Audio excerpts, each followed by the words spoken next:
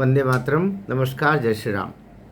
दिशा Salian case में जो आज हियरिंग हुई 30 सितंबर को, इस पर एक वीडियो आज मैंने डाला, लेकिन उसमें त्रुटिवश जो अगली हियरिंग की तारीख थी उस पर मुझसे गलती हुई।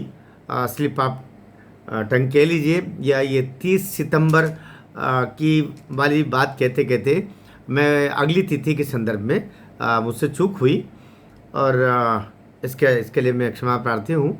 तो वो तिथि तो खैर 30 नवंबर नहीं है, 20 नवंबर है। फिर मैं कोई गलती ना कर जाऊँ, उम्र का थोड़ा सा ये जो ध्यान रहता है ना, इधर उधर हो जाता है। तो 20 नवंबर गुरुवार का वो दिन है, उस दिन अगले हियरिंग की तारीख तय हुई। ये तो बात हो गई। मैं दूसरा वीडियो जब बना रहा हूँ तो इस पर आज जो कुछ हुआ उसका थोड़ा सा विश्लेषण हम कर लें। आज महाराष्ट्र सरकार, मैंने आपको पहले भी बोला था, मैं बीच में बोलता हूँ ना तो आप बुरा मत मानना, बहुत गंभीर थी। महाराष्ट्र सरकार की तरफ से प्रमुख सचिव की तरफ से इस दफे प्रतिनिधि उपस्थित हुए और विधि विभाग के 2 अधिकारी उसमें आए थे। ये बड़ी बात होती है, यानी केस को अब सीरियसली लिया जा चुका है। आप ये भी कह सकते हैं कि महाराष्ट्र सरकार अब अपने ऊपर कोई जोखिम लेने को तैयार नहीं है। महाराष्ट्र सरकार ने अब मान के चलिए ये सोच लिया है कि जो कुछ होना है, उद्धव ठाकरे, आदित्य ठाकरे, इनको जेल हो जाए, इनको फांसी हो जाए, इनको उम्र कैद हो जाए, इनको देश निकाला हो जाए, इनको चौराहे पर लटकाने का कोर्ट आदेश दे दे, जो होना हो इनका हो। क्योंकि उनका महाराष्ट्र सरकार से था कि हम ना कहो से दोस्ती, ना कहो से बैर, हमें तुमसे लेना देना क्या। एक नाथ शिंदे स्वयं बहुत एग्रेसिव तरीके से इस केस में आगे बढ़े थे। हम आज के उस पर वापस लौट के आते, इधर उधर हो जाएंगे वापस, तो वीडियो लंबा होना शुरू होता है। तो आज ये तो था कि भाई 7 अगस्त की तिथि के दिन हियरिंग हुई थी, सुनवाई हुई थी, और उस दिन भी उन्होंने अगला वापस समय मांगा था सरकार ने, महाराष्ट्र सरकार ने, तो उनको 7 दिन का समय दिया था, अर्थात 14 अगस्त के लगभग वापस 14 अगस्त 2025 को सुनवाई होना थी।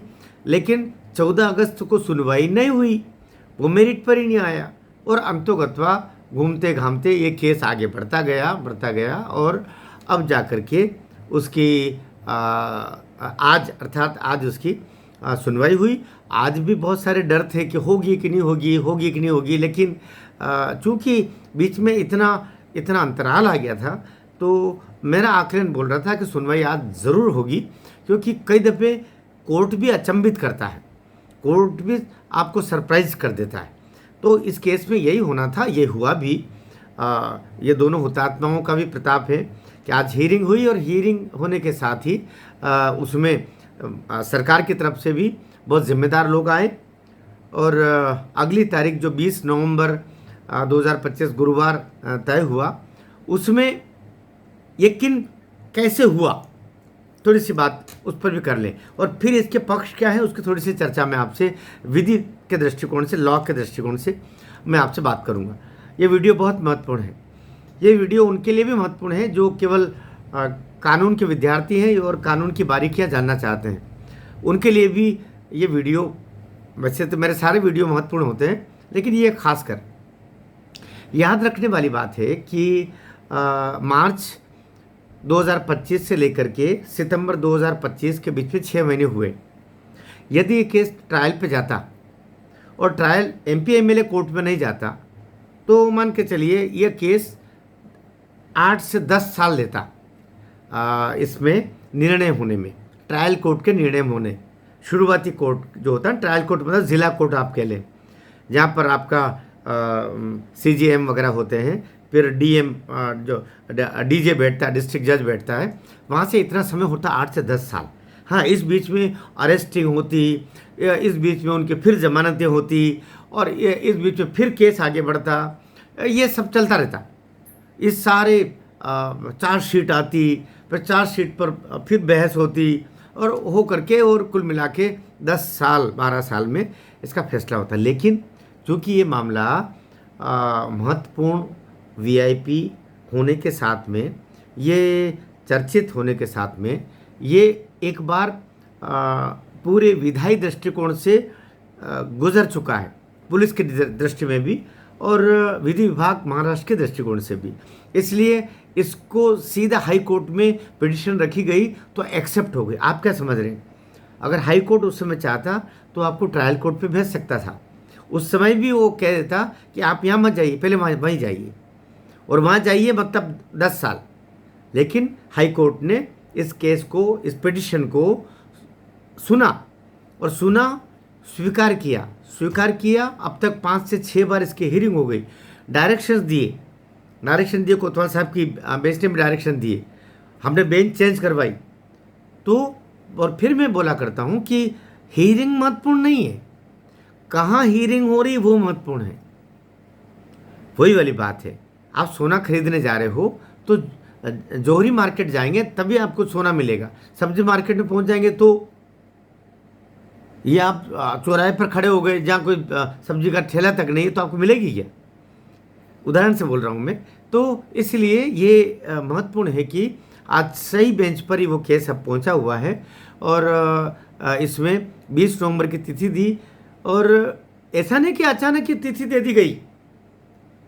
हमारे नीलेश ओझा जी ने बहुत नानुकुर किया और उन्होंने बीच में रखा कि ये केस मैंने 1% ही अपने लिखित में डॉक्यूमेंट दे रखे हैं, बाकी सब मैं जेरा जब करूँगा, बहस जब करूँगा, जब मुझे सुना जाएगा उस समय मैं बात रखूँगा। ये कोर्ट पर ऑन रिकॉर्ड बोला। और कोर्ट में जब कोई बात बोलते हैं ना तो वो सब लिखी जाती है।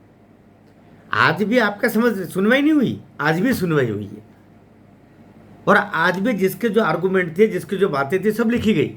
जैसे उन्होंने सरकारी वकील ने कहा कि इन्होंने जो पिटिशन में लिखा है कि जो पब्लिक प्रोसिक्यूटर को और ये जो शैलेंद्र नागरकर है SI इंस्पेक्टर वगैरह, पुलिस का इंस्पेक्टर उस क्षेत्र वाला, इनको अरेस्ट किया जाए, इनका इंट्रोगेशन हो।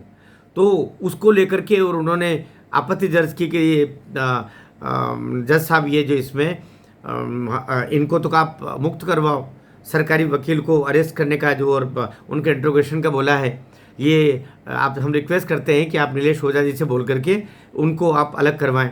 नीलेश ओझा जी से बाकायदा उनने पूछा, क्योंकि जज खुद थोड़ी कर सकता। जज साहब ने पूछा कि ये इनको अलग करने का है दोनों का, तो उन्होंने कहा नहीं, हम शैलेंद्र नागरकर को तो किसी कीमत इस आरोप से अलग नहीं करेंगे कि उसने पक्षपाती किया है और जो जवाब दिया है वो जवाब किसी की तरफदारी करने के दृष्टिकोण से दिया है और इसका इंट्रोगेशन होना चाहिए। ये खुद भी एक पार्टी है, हम आपके कहने पर तो इनको नहीं छोड़ेंगे। तो इस बात पर जो गवर्नमेंट प्रोसिक्यूटर था उसने कहा कि ठीक है, आप शैलेंद्र नागरकर को आप ये करें, लेकिन हमें तो छोड़ दो। तो उन्होंने कहा ठीक है, अगली हियरिंग पर इनको आरोपी के रूप में उसमें न रखा जाए। तो इतनी बातें, ये सब बातें ऑन रिकॉर्ड आती है, ये सारी बातें लिखी जाती है। तो ये तो सब होगा ही होगा, तो ये होगा। इसके अलावा फिर जब उन्होंने तारीख बढ़ाने का कहा और महाराष्ट्र सरकार के विधि विभाग की प्रमुख सचिव की, मुख्य सचिव के से एक प्रभारी अधिकारी आई थी, साथ में 2 अन्य अधिकारी आए थे। CBI के एडवोकेट्स भी इसमें थे, क्योंकि CBI को भी पार्टी बनाना है।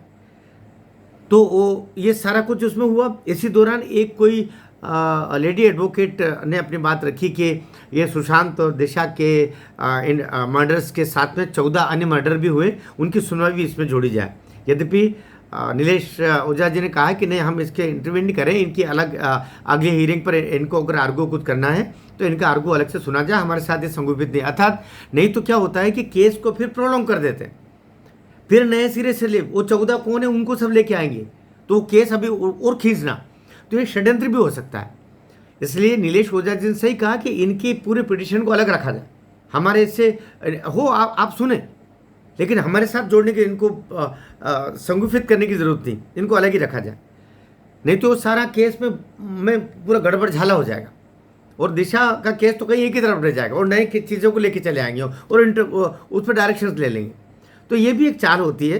तो देखिए क्या, जब तक तरीके से सिस्टमेटिकली आप एक साधे सब सदे सब साधे सब जा, एक कहावत है, आप 1 लाख दिशा सालियान सुशांत सिंह को लेकर चलोगे तो इसके इर्द गिर्द जितनी मौतें हुई है, जितने मर्डर हुए हैं, जितने अपराध हुए हैं, वो सब आ जाएगा। इसमें सब आ जाएगा कि आदित्य ठाकरे किस तरह ड्रग का धंधा करता है, आदित्य ठाकरे ने कितने लोगों के अन्य मर्डर कराए, आदित्य ठाकरे ने कितने लोगों को मरवा करके उनके अंगों का व्यापार किया है, आदित्य ठाकरे ने कौन कौन से जो बड़े ऐसे स्थान बनाए हुए हैं जहाँ पर वो गलत काम अपना करता है, लड़कियों के साथ वो उनकी इज्जत खराब करने का काम करता है, उनकी हत्याएं करवाता है, लोगों की हत्याएं करवाता है, किस तरीके से वो विदेशी जो हथियार सप्लायर हैं, विदेशी ड्रग के व्यापारी हैं, उनके साथ अपने तालमेल रखता है। ये सारी चीज़ें आएगी। और लेकिन केस केवल इसी पर सेंट्रलाइज होंगे, दिशा पर तो ये सब निकल आएंगे अपने आप। लेकिन पता चला हम इस सब पर जाएंगे तो दिशा का केस एक ही तरफ रह जाएगा। तो आज के केस में आज की सुनवाई हुई है, ये हमें बिल्कुल नहीं सोचना कि सुनवाई नहीं हुई। और मैं फिर कहता हूँ कि अगर ये ट्रायल कोर्ट पर जाता तो 10-12 साल तक तो हमारे गए थे ना। इसके बजाय ये सीधा हाई कोर्ट पर ये चल रहा है और फिर अंतोगत्वा तो हाई कोर्ट पर जाना ही था। अंततोगत्वा आदित्य ठाकरे को फांसी पर झुलवाना है और फिर वो उसके बॉडी को शव वाहन से फेंकवाना है कहीं पर। जो पिटिशन सतीश सालियान जी ने, दिशा के पिताजी ने पिटिशन रखी ना कि भाई इसने मेरी लड़की का शील भंग किया है और ब्रूटली मर्डर किया है, बहुत क्रूर तरीके से मारा गया है, तो ये सब चीज़ें आएगी ना उसमें। आकांक्षा अपेक्षा तो यही है ना न्याय पक्ष से कि जज साहब ये सब करेंगे।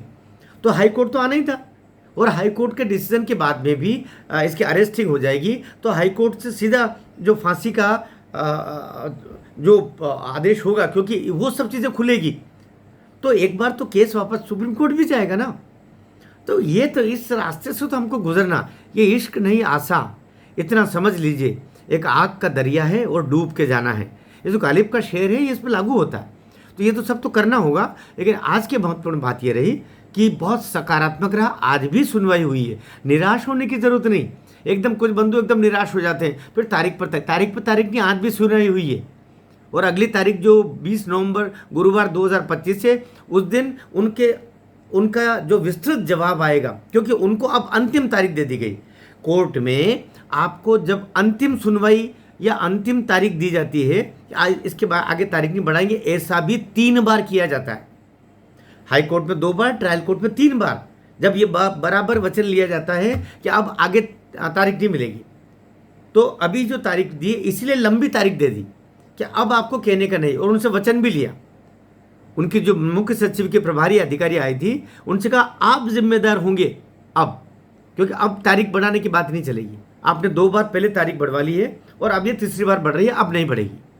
तो अब तारीख नहीं बढ़ेगी, ये बड़ी बात हुई है, ये अचीवमेंट है। ऐसा तो नहीं हुआ कि बस उसमें बोर्ड पर आपका सुनवाई होने में ना अगली तारीख मिल गई। बराबर सुनवाई हुई है, हल्की सी बहसें हुई है, हल्की सा आउटकम्स आज भी निकला है और उसके तहत फिर आपको अगली तिथि दी गई है। और अब जो है पूरा पक्ष मान के चलिएगा 50-60 वकील थे नीलेश ओझा जी की इस टीम में, सतीश सालियान जी की तरफ से। वे तो कोई बेचारा कोई पैसा दे रहा है क्या? ये स्वयं सेवक है, अपनी ओर से सेवा कर रहे हैं। और सीबीआई के एडवोकेट भी था। कहते हैं इसमें आदित्य के भी 2 एडवोकेट आए थे। इसमें यह भी कहा जा रहा है कि चुपचाप 1-2 ऐसी महिला एडवोकेट के बारे में कहा जा रहा है जो नीलेश ओझा जी की तरफ से नहीं थी, वो रिया की तरफ से सब बात सुनने के लिए उसको आरंभिक रूप से भेजा गया। ऐसी बहुत सारी बातें हैं, कुछ चीज़ें और निकल के आएगी 1-2 दिन में। तो लेकिन अभी सकारात्मक बात यह है कि अगली तिथि मिल गई है 20 नवंबर और उसके बाद तिथि नहीं बढ़ाई जाएगी, ये तय हो गया है। सामान्यतया जब 2 सप्ताह बोला जाता है ना तो तिथि नहीं बताते, और वो 2 सप्ताह वाला 3 सप्ताह 4 सप्ताह 5 सप्ताह फिर हो ही जाता है, गड़बड़ हो जाता है, कभी कभी 2 सप्ताह में भी लग जाती।